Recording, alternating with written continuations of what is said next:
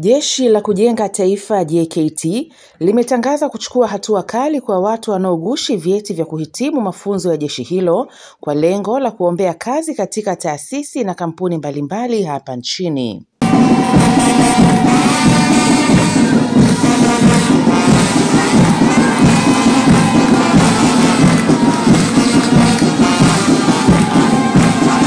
Akitoa taarifa kwa vyombo vya habari jijini Dodoma, kaimu mkuu wa tawi la utawala JKT Kanali Juma Mrai amesema kuwa jeshi hilo limebaini kuna baadhi ya vijana wasio waaminifu wamekuwa wakigushi vyeti vya kuhitimu mafunzo ya JKT na kuwawezesha kupata ajira katika taasisi na kampuni mbalimbali nchini. Hivi karibuni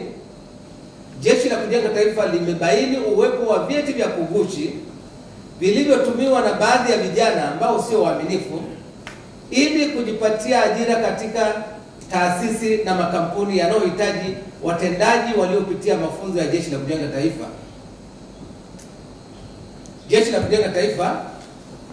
linapenda kuutaarifu umma wa Tanzania kuwa wale wote waliobainika na watakaobainika kugushi cheti cha Jeshi la Kujenga Taifa kwa matumizi yoyote yale,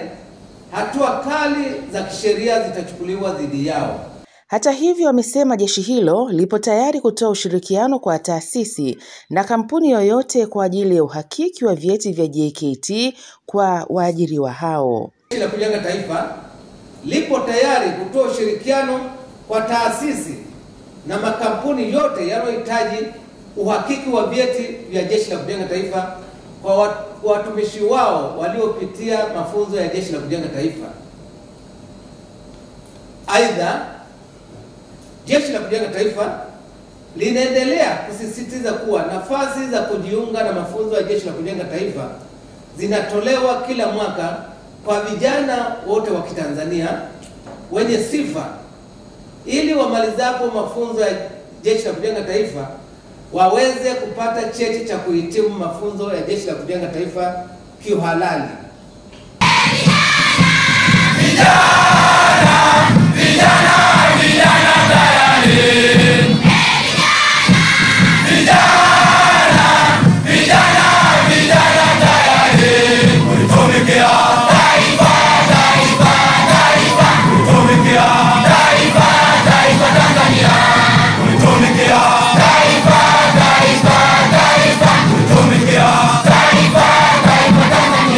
Kuhusu utaratibu wa kuwapata vijana kwa ajili ya kupata mafunzo ya jeshi hilo, Kanali Mrai amesema pia Jeshi la Kujenga Taifa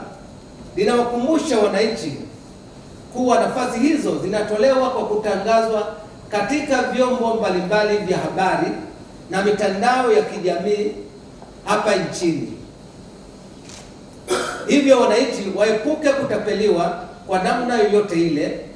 ikiwemo kutumiwa ujumbe mfupi wa maneno katika simu zao, kupigiwa simu na kutakiwa kutoa kiasi fulani cha fedha ili kupata nafasi hizo. Endapo mwananchi utapokea ujumbe wa namna hiyo, Jeshi la Kujenga Taifa linakuomba kutoa taarifa haraka katika kambi yoyote ya jeshi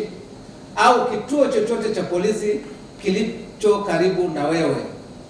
ili wahusika waweze kuchukuliwa hatua za kisheria.